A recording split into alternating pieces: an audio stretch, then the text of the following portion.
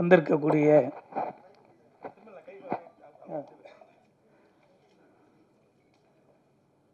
அத்தனை ஊடகம் நண்பர்களுக்கும் நன்றி.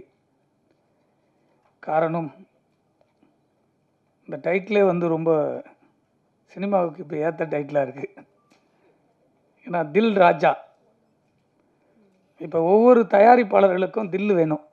காரணம், ரிலீஸ் பண்ணுறதுல ஒரு பெரிய தில்லாக இருக்குது. ஒவ்வொரு படங்களும் வெளியே வர்றதுக்கு மாபெரும் போராட்டங்கள் இருக்குது. அந்த போராட்டத்தில் தில்ராஜா வந்து ஒரு அருமையான டைட்டிலு. அன்பு தம்பி சத்யா வந்து எப்பவுமே தில்லான ஆளை பார்க்குறதுக்கு தான் உங்களுக்கு வந்து பாலிவுட் ஆர்டின்னு சொல்லிங்க சுத்த தமிழ். இந்த படத்தில் வந்து ஒரு மாபெரும் வெற்றி அவருக்கு காத்துட்ருக்கு. அதுக்கு முழுக்க முழுக்க வெங்கடேஷ் சார் தான் சேரும்.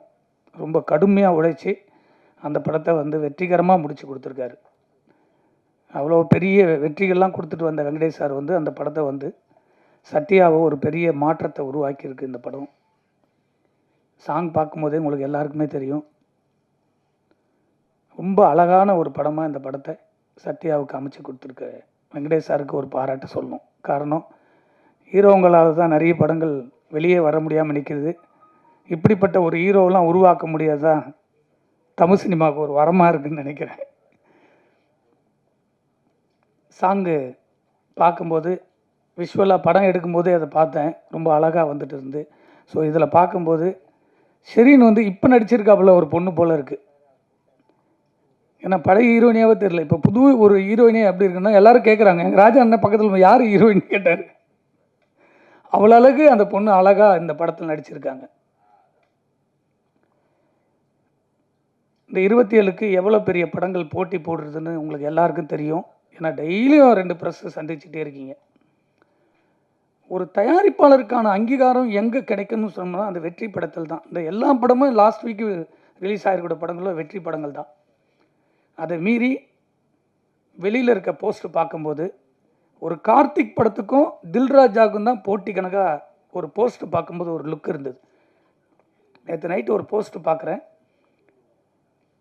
27ன்னு போட்டு அந்த ஒரு யூத்து ஜென்ரேஷனோட அந்த தில்ராஜா போஸ்ட்டும் இந்த பக்கம் கார்த்திக் சார் படம் போஸ்ட்டும் பார்க்கும்போது இந்த படத்தில் ஒரு இம்ப்ரெஸ் இருக்குது. யூத் வந்து இந்த படத்தை பார்க்கணுன்னு தோன்ற அளவுக்கு ஒரு இந்த கதையில் இருக்குது. மியூசிக் பார்த்துருப்பீங்க,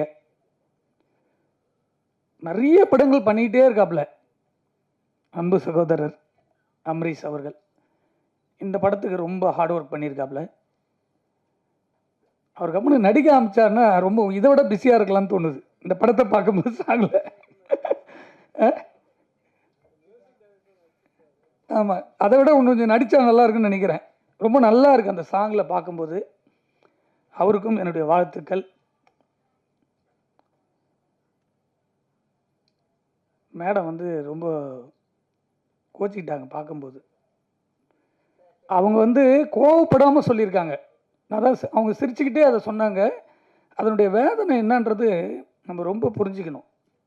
அது யாராக இருந்தாலும் சரி, இந்த படத்தை எடுத்து முடிக்கிறதுக்கு மாபெரும் போராட்டத்தில் இந்த படத்தில் 24 மணி நேரம் ஒரு நடிகனாக மட்டும் இல்லாமல் விஜய் சத்யா இந்த படத்தை ஒரு தயாரிப்பாளராக இன்னைக்கு வரைக்கும் சுமந்துக்கிட்டு போகிறார். ரிலீஸ்க்கு அப்புறமும் சுமக்கணும், அதை முடிச்சும் சுமக்கணும். ஏன்னா அதனுடைய வலிகள் ஒவ்வொரு நாளும் அந்த பணத்தை போட்டு போட்டு படத்தை வருமானு தெரியாமல் ஒரு நடிகனாக பணம் வாங்கிட்டு ஜாலியாக சுற்றுறதை விட்டுட்டு ஒரு தமிழ் சினிமாவில் ஒரு படைப்பை தன்னை ஹீரோ வச்சு எடுக்கிற படத்தை தான் வெளியே கொண்டு வரணும்னு போராடக்கூடிய இப்படிப்பட்ட ஹீரோகள்லாம் இருந்தாங்கன்னா தமிழ் சினிமா உச்சத்தில் இருக்கும். தயாரிப்பாளர்கள் வந்து நிம்மதியாக படுத்து தூங்கலாம். இப்போ தயாரிப்பாளர் யாருமே நிம்மதியாக தூங்கலை. எனக்கு தெரிஞ்ச ஒரு 6 மாதமாக யாருமே நிம்மதியாக தூங்கலை. இப்போ ரிலீஸ் ஆகிருக்கிற இன்க்ளூடிங் ஒரு 2 நாளுக்கு முன்னாடி மகாராஜான்னு ஒரு போஸ்ட் பார்த்துருப்பீங்க, 100 நாள் போஸ்ட்டு. ரொம்ப நாளைக்கு அப்புறம் 100 நாள் போஸ்ட் பார்த்துருப்பீங்க. அவங்க கூட தூங்கலை. எவ்வளோ பெரிய வெற்றின்னு உங்களுக்கு தெரியும். அதை கடந்து அதுக்கு செலவு பண்ணியிருக்காங்க. ஆனால் பாம்பேலேருந்து ஒரு ஹீரோயினி அவங்கள வந்து டிக்கெட் போட்ட உடனே அவங்க டீமோடு வந்து இந்த படத்தை வாழ்த்தணும்னு சொல்லி இங்கே வந்து சத்யாவுடைய ரிலீஸ் முன்னாடியே வந்து நிற்கும் போது ரொம்ப நம்ம வந்து மகிழ்ச்சியாக பார்க்க வேண்டியதாக இருக்குது. ஆனால் இந்த படத்தில் சம்பளம் வாங்கிட்டு இந்த படத்துலேயே நடிச்சுட்டு இந்த படத்துக்கே வராமல் இருக்கிற ஒரு நடிகைகள் பார்க்கும்போது கோபத்தினுடைய உச்சத்துக்கு போக வேண்டியதாக இருக்குது. அவங்க தான் நடித்த படத்துக்கு டைலரில் இல்லைன்னு அவங்களுடைய ஆதங்கம், அந்த உணர்வு இருக்குது, அதை போட வேண்டியது கடமை. ஆனால் இந்த படத்தில் முன்னுரிமை கொடுத்து நடிச்சிருக்கக்கூடிய சரின்னு அவங்களாம் காணாமல் போன ஆர்டிஸ்ட்டு. அப்படி காணாமல் போன ஒரு ஆர்டிஸ்ட்டை கூப்பிட்டு வந்து நடிக்க வச்சு எவ்வளோ பெரிய டைரக்டர். ஸோ இவர் வந்து ஹீரோவை நடிச்சிருக்காரு. இப்போ இந்த படங்கள் வரும்போது அவங்க 5 நாள் வந்து இங்கே தங்கணும், தங்கி இந்த படத்தினுடைய ரிலீஸுக்கு ப்ரொமோஷன் பண்ணணும். அதுதானே ஒரு ஆர்டிஸ்டுடைய கடமை. அதே போல் சமுத்தியான ஒரு ஆர்டிஸ்டில் நடிச்சிருக்காங்க. ஃபோன் போட்டு கூப்பிட்டா வந்து நடிச்சிருந்தோம். ஒரு ஃபங்க்ஷனுக்கு வந்து இந்த படத்தை பற்றி பேசி இந்த படத்தில் நடிச்சிருக்க கேரக்டர் சொல்லி இதெல்லாம் நாங்கள் வாழ்ந்துருக்குன்னு சொல்லும்போது தான் அது வந்து ஆடியன்ஸுக்கு போய் தேரும், இந்த படத்தில் இவங்க நடிச்சிருக்கு.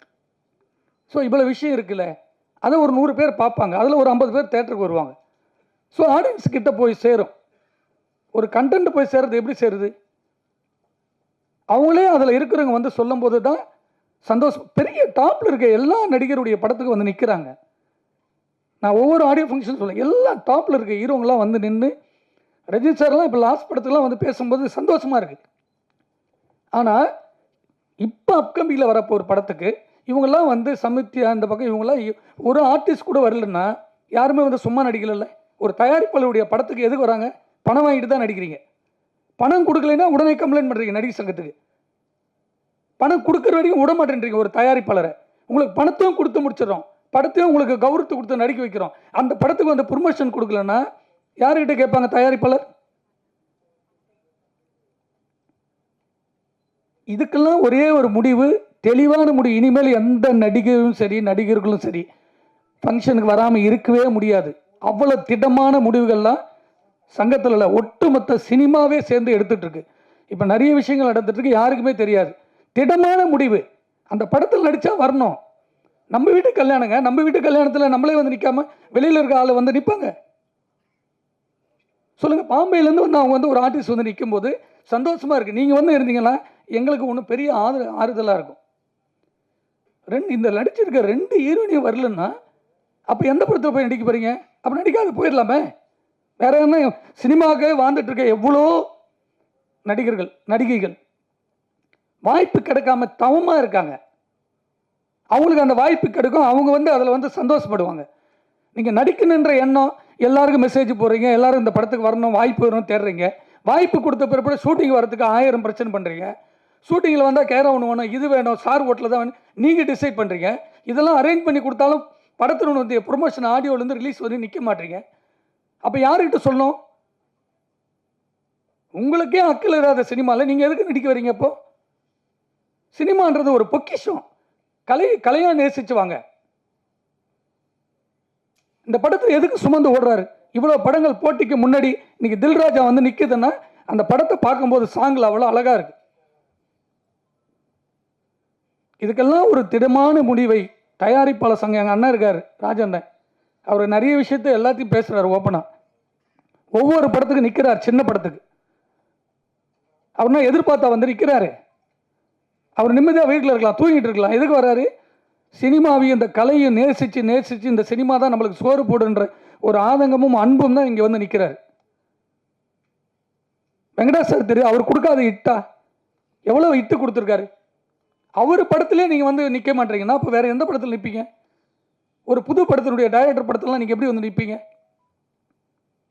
தமிழ் சினிமாவில் மட்டும்தான் தயாரிப்பாளர்கள் வந்து யாரும் கேட்க மாட்டாங்கன்ற ஒரு தைரியத்திலே சுற்றுறாங்க. தயாரிப்பாளர் இல்லைன்னா சினிமாவில் யாருமே இருக்க முடியாதுன்றது யாருக்குமே இன்னும் புரியல. அது சொல்லிக்கிட்டே இருக்காங்க, பேசிக்கிட்டே இருக்காங்க, போயிட்டே இருக்காங்கன்னு நினைக்கிறாங்க. எல்லாத்துக்கும் ஒரே முடிதான். ஒரு ஸ்ட்ரைக்கில் ஒரு லட்சம் பேர் சாப்பாடு இல்லாமல் அலைவாங்க சினிமாவில். அந்த சூழ்நிலை உருவாக்கிட்டு இருக்கு சினிமாவுக்கு. ஒவ்வொரு தயாரிப்பிலும் வெள்ளிக்கிழமை ரிலீஸ் பண்ணி எல்லாத்தையும் விற்று போட்டுக்கிட்டே இருக்காங்க. அதெல்லாம் போனால் கூட பரவாயில்ல. அந்த படம் ரிலீஸ் போது ஒட்டுமொத்த இண்டஸ்ட்ரி அதில் நடிச்சிருக்க டெக்னீஷியன்லாம் வந்து நிற்கும் போது ஸ்டேஜில் அந்த படத்துக்கு வந்து ஒரு ஹாப்பியாக இருக்கும். நான் விட்டுட்டேன் 2 கோடி 3 கோடி போனால் பரவாயில்ல, என்னுடைய படத்துக்கான ஆறுதலாக நாங்கள் நிற்கணும்ல. ஒரு 20 நாள் 30 நாள் 40 நாள் கால் ஷீட் நடிக்கிறீங்க. ஒரு அரை மணி நேரம் 2 மணி நேரம் ஒரு ஆடியோ ஃபங்க்ஷன், ஒரு 10 சேனலுக்கு இன்ட்ரி கொடுத்து இந்த படத்தை பற்றி நான் அந்த கேரக்டர் பண்ணி நடிக்கும் போது தானே அது வந்து ஹாப்பியாக இருக்கும். கடவுள் வந்து எல்லாருக்குமே 50 கோடி 1 கோடி 100 கோடி 200 கோடி பிடிச்சி கொடுக்கல நடிக்கிறது, அவங்களுடைய ஹார்ட் ஒர்க்கில் தான் கொடுக்குது. நீங்கள் இந்த படத்தில் நடிக்கிறீங்க, நடித்தா மட்டும் பத்தாது, அதுலேருந்து நிற்கணும், உங்களுடைய கடமை. அது ஒரு 4-5 ஹீரோயினிங்க 4-5 பெரிய நடிகர்கள் இருக்காங்க, அவங்களாம் ஃபங்க்ஷன் வரக்கூடாது. இந்த ஃபார்முலா சில ஆள் எடுத்துட்டாங்க இப்போ. ஏன்னா கேட்கறதுக்கு ஆள் இல்லை, தமிழ் சினிமா ப்ரொடியூசருக்கு. நயன்தாரா சொந்தமாக படம் எடுத்து அவங்க போய் ஸ்டேஜில் நிற்கிறாங்க, ஒரு ப்ரொடியூசர் எடுக்கிட்ட வந்து நிற்க சொல்கிறாங்க பார்க்கலாங்க, வரதே கிடையாது. என் தயாரிப்பாளர் ரோட்டில் பெற்று விட்டு வச்சுருக்காங்க, ஒவ்வொரு தயாரிப்புலையும். எல்லாத்தையும் வித்துட்டு படம் எடுக்கிறோம், எல்லாத்தையும் வித்துட்டு இந்த படத்தில் வராதுன்னு தெரிஞ்சோம் ஒரு படத்தை கொண்டு போய் ஒரு கலைஞனா சினிமாவை கொண்டு போய் வெளியில் சேர்க்கும் போது மக்கள் மத்தியில் அந்த ஆறுதல் கூட இல்லைன்னா அந்த சினிமா யார் காப்பாற்றுறது? இது ஒரு கூட்டு குடும்பம் சினிமா. அந்த கூட்டு குடும்பத்துக்கான கூட்டம் நம்ம இருந்தால் தான் பெரிய வெற்றி படங்களை கொடுக்க முடியும். இந்த தில்ராஜா ஒரு அழகான படம், ஒரு மாபெரும் வெற்றி. இந்த படம் வந்து ஆக்ஷன் ஹீரோவாக தம்பிக்கு உருவாக்கணும். அதே போல் எனக்கு உண்மை ஹாப்பியாக இருக்குது. ஹிந்திலெலாம் வந்து நான் ஒரு 7 வருஷம் ஒர்க் பண்ணேன். ஒரு ஆர்டிஸ்ட் பிளான் பண்ணிட்டாங்கன்னா அந்த ப்ராசஸ் அப்படியே வந்து பக்காவாக இருக்கும். ஷூட்டிங் டைம்னா ஷெட்யூல் போட்டு அங்கே ஸ்பாட்டில் இருப்பாங்க. 4 மணி நேரம்னா வேறு எதை பற்றியும் போய் யோசிக்க மாட்டாங்க, அதை ஸ்கிரிப்டில் தான் இருப்பாங்க. நான் சொல்கிறது அமிதாப் பச்சன் உட்பட. அவர் வந்து உட்காந்துட்டாருன்னா ஸ்டேஜில் வேறு எதுவுமே பண்ண முடியாது, ஸ்கிரிப்ட் மட்டும் தான் யோசிப்பார். பெரிய டாப்பில் இருக்க ஆர்டிஸ்ட்டு, ஹீரோயினி கூட உட்பட.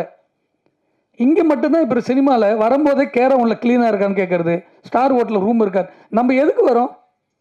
பீச்சில் போய் நான் தண்ணியில் குளிக்க போகிறேன்னா அப்போ எதுக்கு அங்கே கேரம் விடும்? அந்த கதைக்கு என்ன தேவை அதோடு ஒன்றி வீட்டுக்கு போனால் நம்ம நிம்மதியாக இருக்க போகிறோம். குளிச்சுட்டு எல்லாருமே தண்ணி தான் தலைமையில் ஊற்ற போகிறோம். ரொம்ப வேதனையாக இருக்குது. ஒரு ஃபங்க்ஷனுக்கு கூட சின்ன படத்துக்கு ஆர்டிஸ்ட் வரல, யாருமே வரலன்னா அந்த கதைக்காக சுமந்துக்கிட்டு போகிற ஒரு தயாரிப்பாளர், ஒரு ஹீரோவை, ஒரு டைரக்டர் தான். ஹீரோங்க வரதே இல்லை சின்ன ப்ராஜெக்ட்லாம். சத்யாவே வந்து அந்த ஃபீல் பண்ணி தன்னை உருவாக்கணும்னு வந்து நிற்கும் போது வேதனையாக இருக்குது. அவர் பின்னாடி வந்து ஹீரோயினிக்கு வந்து நிற்கணும் கூட. அவங்க படம் தானே இது. இந்த படம் வெளியே வந்து அவங்களுக்கு 10 ப்ரொடியூசர் தெரியாது. ஏன்னா அவங்களுக்கு டார்ச்சர் பண்ணுவோம் தெரியாது. அந்த ப்ரொடியூசருக்கு 10 பேர் அட்வான்ஸ் கொடுத்துட்டு போவாங்க, 5 லட்சம் 10 லட்சம்னு. இந்த சினிமா தானே உருவாக்குது. இந்த சினிமாவை காப்பாற்ற வேண்டியது எங்கள் அண்ணன் இருக்கார். ஒரு நல்ல முடிவு எடுத்து ஒட்டுமொத்த சினிமா வந்து வலுவான ஒரு திட்டத்தோடு போயிட்டுருக்கு. இது ஒரு மாபெரும் வெற்றி படைய அமைய வேண்டும் என்று உங்கள் அனைவரையும் நன்றியோடு வாழ்த்துகிறேன். நன்றி, வணக்கம்.